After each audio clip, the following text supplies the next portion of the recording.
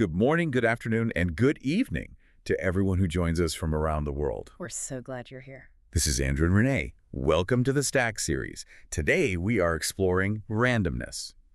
It almost sounds too simple when you just say it like that, doesn't it? Randomness, like we're just talking about dice games or shuffling a playlist. It really does. Yeah. But we are actually talking about something that feels incredibly mundane, right up until you peel back the layers.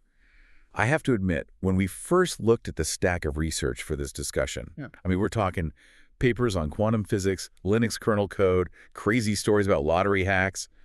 I realized I use the word random all the time without actually knowing what it means. Yeah, most people do. You shuffle a playlist, you flip a coin, you roll a die. To you, it feels random. But the moment you try to teach a machine, a computer that is literally built to be logical, to follow strict instructions, to be perfectly deterministic, the moment you ask it to do something random, you run into this massive philosophical and technical crisis. And that is the core tension we're looking at today. We demand that our computers represent 2 plus 2 is 4 every single time, right? We want 100% reliability. We want order, but then we turn around and tell that same machine, hey, generate an encryption key that no hacker on Earth can guess, or simulate a complex weather pattern with totally unpredictable variables. Exactly. We're essentially asking a machine built for absolute order to manufacture chaos. Which brings us to the mission for this exploration. Today, we're going to figure out how exactly we bridge that gap. We're going to look at how we manufacture uncertainty, why true randomness might not be what you think it is, and we'll get into the physics-bending future of entropy. It is a wild ride. And to structure this, we're going to start with the foundations, what we think we know. Then we'll move into the active debate where the science actually disagrees. After that, we hit the frontiers, the stuff that might change everything. And finally, the implications. The ethics, economics, and how this impacts society. So let's jump right into the foundations, what we think we know. Looking through the literature we pulled, there really seems to be a taxonomy here. It's not just a binary of random or not random. There are distinct flavors of chaos. Right. If you dive into the research, specifically the work comparing these different generators, you see 3 distinct categories. You have pseudo-random, which is the mathematical mimic. You have true random, which is what the literature calls the physical harvest. And then you have this really fascinating third category called constructed or quasi-randomness, which is essentially organized unrandomness. Okay, let's start with that first one, the mimic. Pseudorandom Number Generators, or PRNGs. This is what most of us are interacting with on a daily basis, right? Oh, absolutely. If you are coding in Python, running a financial model in Excel, or just playing a video game, you are almost certainly dealing with a PRNG. And the key word to focus on here is pseudo. Because it's fake. Exactly. It looks random. If I gave you a list of the numbers it produced, you wouldn't see a pattern with the naked eye. But underneath, it is entirely determined by a strict mathematical formula. It's just an algorithm. It's just math. And it all starts with something called a seed. I love this concept of the seed in the research. It's kind of like the DNA for the entire sequence of numbers that follows it. That's a brilliant way to put it. Because if you and I both start a PRNG with the exact same seed, let's say we both pick the number 5, and we run the same algorithm, we'll get the exact same sequence of random numbers. Forever. Which really puts a dent in the whole idea of it being random, doesn't it? If I can reproduce your results perfectly just by knowing you started with a 5, where is the uncertainty? There isn't any. That's the trick. It's deterministic chaos. It's a simulation. And to really understand why that's dangerous if you don't treat it with respect, we have to look at the old school method mentioned in the sources. The linear congruential generator, the LCG. The LCG, this is like the grandfather of PRNGs. It is. It's elegant in its simplicity, but it shows us exactly why generating chaos is hard. Imagine a mathematical game of telephone. You take a number, your seed, you multiply it by a constant, you add another constant, and then, and this is the really important part, you take the remainder when you divide it by a modulus. The modulo operator. So just to break that down, it's like a clock, right? If you go past 12, you wrap back around to 1. Exactly, yeah. You take the result, wrap it around that clock face, and whatever number you land on becomes your new random number. But it also becomes the new seed for the next round. You feed it right back into the formula. Like a snake eating its own tail. Precisely. It's incredibly fast. It requires almost zero memory. In the early days of computing, when memory was astronomically expensive, the LCG was an absolute lifesaver. But the sources say it's brittle. Really brittle. Extremely brittle. Because it's a simple linear equation. If you plot the numbers it generates in multiple dimensions, like let's say you take 3 consecutive numbers and plot them as x, y, and z coordinates in a 3D space, you don't get a nice uniform cloud of random dots like you would with true chaos. Weird.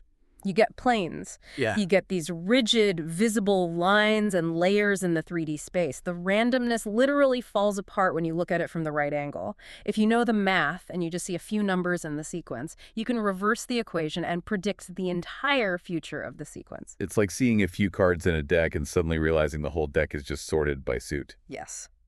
So the massive takeaway here is never, ever use an LCG for anything involving security. But the sources highlight a workhorse that eventually replaced the LCG, the Mersenne Twister. The Mersenne Twister, which, by the way, it sounds like a very dangerous roller coaster. It really does. Specifically, the version known as MT19937. It's the default in Python, MATLAB, Ruby, Excel. It is literally everywhere. If you type random in a piece of modern code, this is usually what you get. So why is it so incredibly popular if we know these mathematical formulas are inherently predictable? 2 big reasons: period length and statistical quality. The period of a generator is basically how many numbers it can spit out before it exhausts its options and starts repeating the sequence from the very beginning. For an old LCG, that might be a few billion numbers. Which a modern computer burns through in seconds. Exactly. But for the Mersenne Twister, the period is 2 to the power of 19,937 minus 1. The number is, I can't even visualize that. You can't. It's astronomically larger than the number of atoms in the observable universe. For all practical purposes, it never repeats. You could run it for the lifespan of the universe and you'd never see the same sequence loop. And on top of that, it passes almost all statistical tests for randomness. It doesn't have those weird planes or lattice patterns that the LCG has. Statistically speaking, it looks like pure white noise. But, and there's always a but, in these security discussions, the research emphasizes that it is not cryptographically secure. This is the part that actually tripped me up. If it has a period bigger than the universe and it passes all the tests, why can't I use it for a password? This is a crucial distinction for anyone listening to understand. The Mersenne Twister is like a deck of cards that has been shuffled incredibly well for a game of solitaire. It looks perfectly random, but it has a massive internal state. It keeps an array of about 624 numbers in its memory to do its twisting math. Okay, 624. If a hacker sees just 624 outputs from that generator, they can use some basic linear algebra to completely reverse engineer that internal state array. So it's like sitting across from a magician at a poker table. That is the perfect analogy. The magician watches the cards come out. To a normal player, to you and me, it looks totally random. But once that magician has seen enough cards, exactly 624 in this case, they have memorized the shuffle pattern. They know exactly what card is coming next. They can predict every single future number. So if I'm a scientist running a simulation of, say, a galaxy forming, the Mersenne Twister is amazing because it's lightning fast and statistically flawless. But if I'm generating an SSL certificate for a banking website, the Mersenne Twister is a complete disaster. Precisely. It's a tool built for simulation, not for secrets. You have to use the right tool for the job. Okay, so that covers the pseudo side, the mimics. Let's pivot over to the true side. True random number generators, or TRNGs. The sources describe this process as harvesting. Yes. If PRNGs are all about calculating formulas, TRNGs are all about listening to noise. We are trying to reach out into the messy physical world and grab something that we didn't create. We stop trying to calculate randomness and we start trying to find it. What kind of noise are we talking about here? Because I assume we aren't talking about putting a microphone out the window to record traffic noise. Well, not macroscopic noise like traffic, although theoretically you could use it if you digitized it right. But we need dense entropy. Anything fundamentally chaotic. Atmospheric noise is a classic one, literally tuning into the static generated by lightning strikes and radio waves bouncing around the globe. Thermal noise is another massive one. The actual heat moving through the silicon of your computer circuits causes electrons to jiggle unpredictably. And then there's jitter. I really like the mention of jitter in the sources. Jitter is fascinating. In electronic signals, nothing is truly perfect. Inside your computer, there's a quartz crystal oscillator acting as a clock, ticking away. But a digital clock tick doesn't happen at the exact same nanosecond every single time. There are tiny microscopic fluctuations in the timing of those electrical pulses. That's jitter. A TRNG measures those incredibly tiny imperfections. The metaphor that really stuck with me from the reading was the raindrop. A PRNG is like using a complex formula to predict where water should fall based on wind speed and cloud density. A TRNG is just standing outside on your porch with a stopwatch, measuring the exact millisecond a single raindrop hits your roof. I love that. And think about that raindrop. It's affected by wind, ambient temperature, humidity, air pressure, a million microscopic variables that are simply too complex for us to model.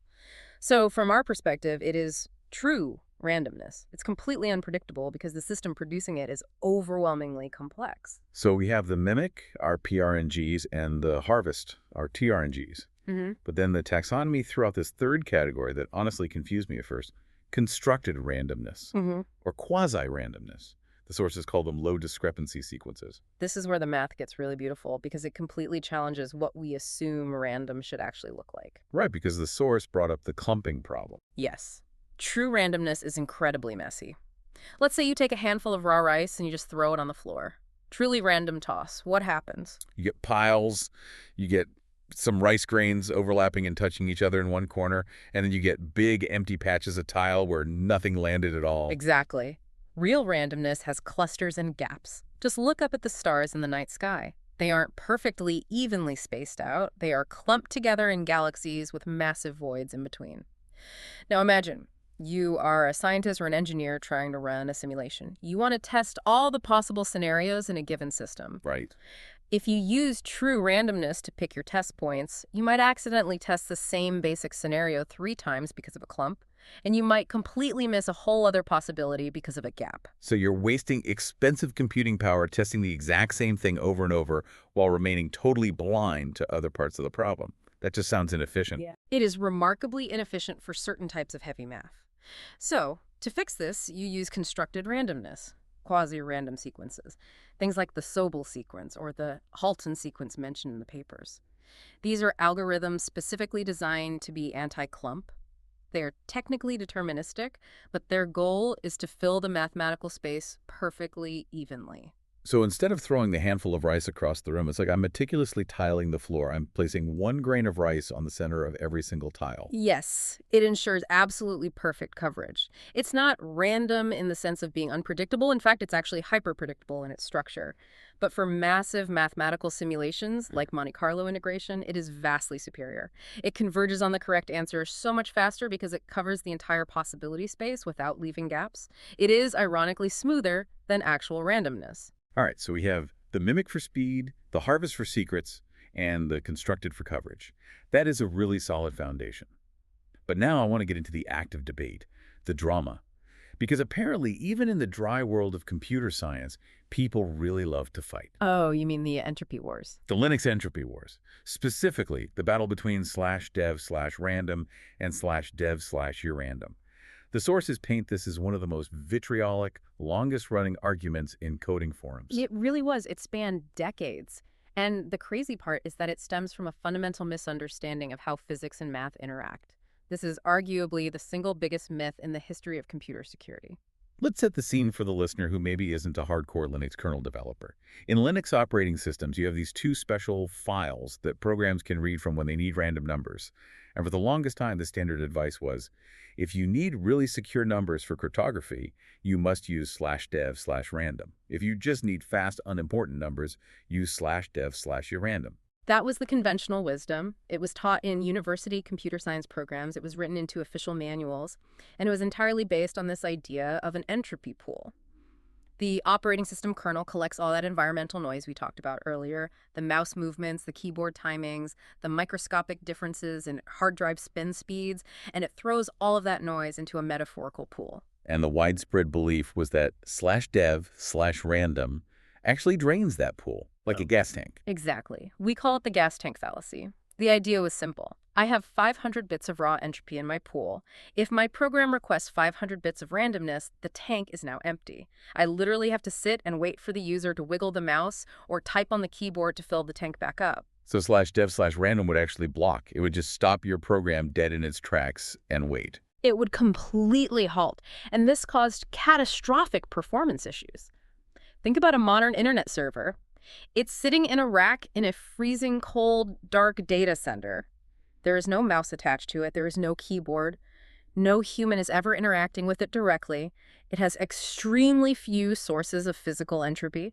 If that server was configured to use /dev/random to generate its web encryption keys, it might literally hang for 5 or 10 minutes just waiting desperately for enough noise to happen inside its circuits. It was a nightmare for system administrators. But the modern consensus in the sources says this entire gas tank model is fundamentally wrong.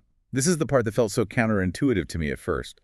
If I use the randomness to make a key, isn't that randomness gone? No, because it's physically incorrect to think of it that way. Entropy isn't a fuel. It's not gasoline. You don't burn it up when you use it. It's much more like a piece of knowledge, a secret. Elaborate on that. Okay, let's say I have a really good mathematically unguessable secret, and I use that secret as the seed for a cryptographically secure PRNG, a CSPRNG. That generator can now churn out billions, trillions of highly secure random numbers based on that single starting secret. But does generating those billions of numbers use up the original secret? Not at all. The secret is still just a secret. As long as the mathematical algorithm doing the churning is secure, like the ones used in /dev/urandom, you can generate practically infinite numbers from a very small initial seed of true entropy. You don't deplete the randomness. If I whisper a secret in your ear, I don't suddenly forget the secret. It doesn't disappear from my brain. So the analogy isn't a gas tank running dry. No. The accurate analogy is an engine. The true physical entropy is the ignition key. You absolutely need the key to start the car. That's the initial seeding phase. But once that engine is running, once the CSPRNG is spinning, you don't need to keep turning the key over and over again. The engine runs on its own power. The generator just keeps spinning out secure numbers indefinitely. So /dev/urandom, the one that doesn't block and wait, was actually the right choice all along. For 99.999% of all use cases, yes. The cryptography experts eventually won this forum war. In modern Linux kernels, specifically post-kernel 5.6, they actually stepped in and removed the blocking pool behavior from /dev/random in almost all cases. They unified them. The developers finally realized that the blocking behavior was basically just superstition based on a bad physics analogy. So the entropy war is finally over.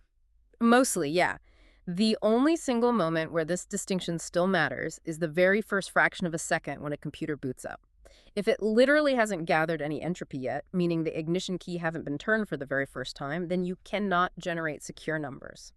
But modern operating systems are smart. They handle this by saving a little file of randomness right before they shut down, just to use as a seed for the next time they boot up. That's incredibly clever, just recycling the randomness to jumpstart the engine.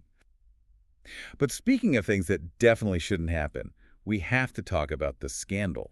The back door. The dual ECD-RBG incident. Which, by the way, even the name sounds bureaucratic and intentionally boring. But the actual story reads straight out of a paranoid spy thriller. It really does. So this was a standard for random number generation promoted by NIST, the National Institute of Standards and Technology.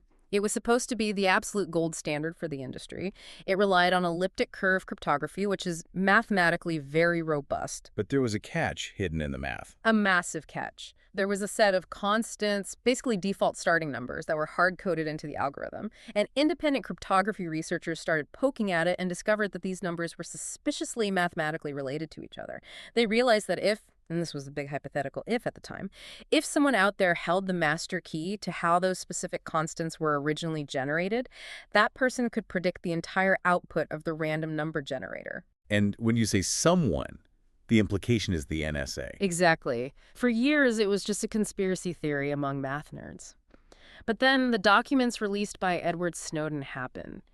And those leaks all but confirmed that the NSA actively engineered this kleptographic backdoor. They allegedly paid millions of dollars to a prominent security company to make this flawed generator the default in their enterprise security products. Why go through all that trouble just to rig a random number generator? Because if you control the randomness, you control everything. They wanted to decrypt global communications. Remember, if you know the internal state of a random number generator, you can predict the encryption keys it's going to spit out. If you have the encryption keys, you can read the secure web traffic, the emails, the banking data, everything. You don't have to break the lock if you have a copy of the key. This is terrifying because it fundamentally breaks the entire trust model. In the first part of this discussion, we were debating whether LCGs or Mersenne Twisters were mathematically sound. But here, the math itself was fine. It was the implementation that was rigged by a state actor. And it teaches us a vital, foundational lesson. The debate around randomness isn't just about math or physics anymore. It's about trust. If your source of randomness is compromised at the root, your state-of-the-art encryption is totally worthless. Which brings us to the edge of what's possible, the frontiers. Section 3. Because even if we trust the math, and even if we completely trust the hardware manufacturers, classical physics itself has a problem. Right. Earlier we talked about true random generators harvesting thermal noise, but classical physics, Newtonian physics, is technically deterministic. Theoretically, if I knew the exact position, vector, and velocity of every single air molecule and electron in that circuit, and I had a supercomputer big enough to process it, I could perfectly predict that thermal noise. It's just really, really hard, but not physically impossible. Exactly. It's unknown, but it is not fundamentally unknowable. And for the absolute highest levels of security, we're talking state secrets, the backbone of the global financial system, unknown, simply isn't good enough anymore. You want unknowable. You want something that God himself couldn't predict. Enter quantum mechanics, the quantum random number generator, or QRNG.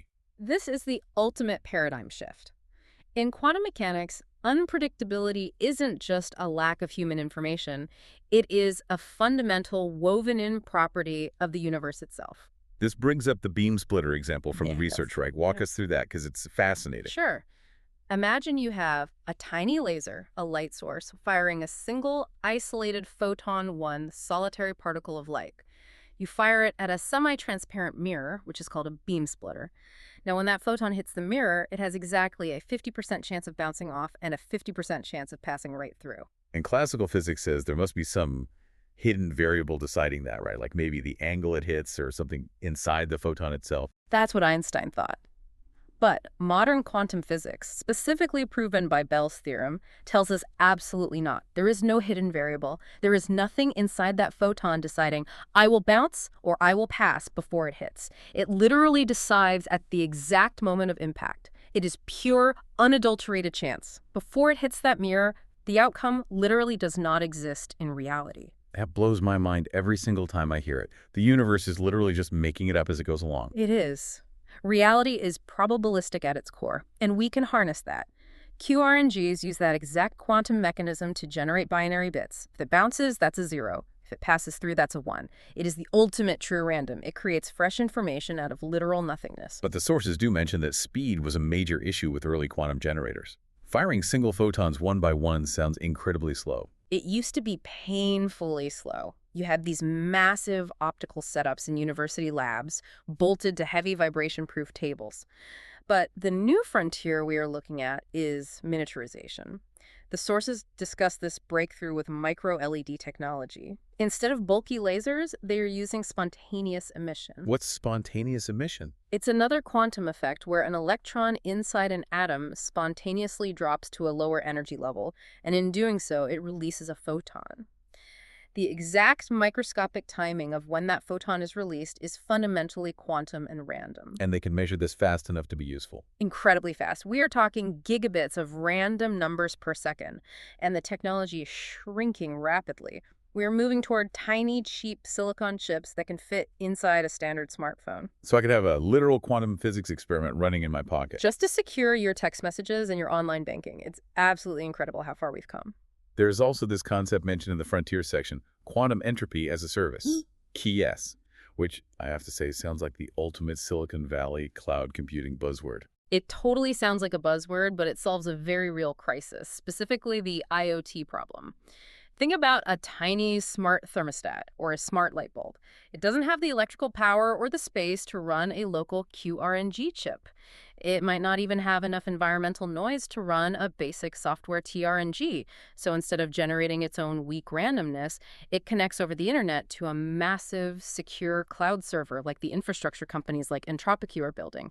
And that central server streams pure, quantum-generated chaos down to the tiny device to seed its local encryption. But wait, doesn't that just reintroduce the trust issue we had with the NSA backdoor? I have to completely trust that this cloud provider isn't keeping a secret log of all the random numbers they just sent me. That is the ultimate trade-off, and it's a huge debate right now. The industry calls it a zero-trust architecture. But in this specific link of the chain, you are inherently trusting the provider. However, There are bleeding-edge cryptographic ways to verify the statistical integrity of the random mathematically without the provider knowing what you're using it for. But generally speaking, yes, you are outsourcing your chaos to a third party. So we have these amazing, almost science fiction tools. But let's bring it back down to earth and talk about what happens when this goes wrong. Section 4, the implications. You mentioned the seed vulnerability earlier. The seed is the Achilles heel of all modern cybersecurity. You can have the absolute best encryption algorithm in the world, AES 256, military grade, unbreakable by any computer on Earth. But if I can just guess the random number you used as the seed to generate your key, I don't need to break the lock. I just forged a copy of your key. And this isn't just theoretical math talk. The sources dive into the lottery hack. The story of Eddie Tipton. This is legendary. He was the Information Security Director for the Multi-State Lottery Association here in the U.S. Talk about the fox guarding the hen house. Seriously. Right. He personally wrote the code for the random number generator that picked the winning lottery numbers, and he embedded a rootkit, a tiny malicious piece of code hidden deep inside a DLL file. Because he wrote it, he knew the algorithm, and more importantly, he knew how the seed was generated. But the sources say he used time as a trigger. How did the time factor in? He programmed the generator to use the current date and time as the seed, but only under very specific conditions. It would only trigger on exactly 3 days of the year, and only if the drawing happened on a Wednesday or a Saturday after 8 p.m. So it was a ticking time bomb of predictability. Yes. So if he bought a ticket on that one specific day and he knew the time the machine would run, he could use his own computer at home to calculate exactly what the winning numbers were going to be in advance. That is wild. He won millions of dollars across multiple states. He had his brother buy tickets. He had friends claim the cash. And the craziest part is, the math was flawless. The system worked exactly as he designed it. He only got caught because they got greedy, and the behavioral pattern of how they were buying and claiming the tickets raised red flags. But he successfully broke the randomness. It really highlights that randomness, in the context of gaming and gambling, is a strict legal and regulatory term, not just a mathematical one. Oh, absolutely. The casino and gaming industry is arguably more heavily regulated on this specific issue than the global banking industry. Independent testing labs like GLI, Gaming Laboratories International, they rigorously test these RNG machines. They aren't just looking for unpredictable randomness, they are legally mandated to look for uniform fairness. They have to prove that players aren't being cheated by a faulty algorithm, and conversely that the casino isn't being cheated by a subtle pattern that a savvy player could memorize and exploit. Then there's the IoT crisis. We touched on this briefly with the smart thermostat, but the bootstorm scenario outlined in the research is genuinely frightening. Imagine a massive smart building or even a smart city grid with 10,000 connected smart light bulbs. A severe storm hits and the power grid goes down. A few hours later, the power comes back on. All 10,000 bulbs boot up at the exact same millisecond. They all have the exact same cheap hardware. They all turn on at the exact same time. Right, and they have zero environmental noise, no mouse movements, no keyboards. They read the internal system time to generate their initial seed. But the time is exactly the same for all 10,000 bulbs. Meaning they all generate the exact same encryption keys. Exactly. Every single bulb now has the same password. And if a hacker compromises just one bulb, they instantly have the decryption key for the entire network of 10,000 devices.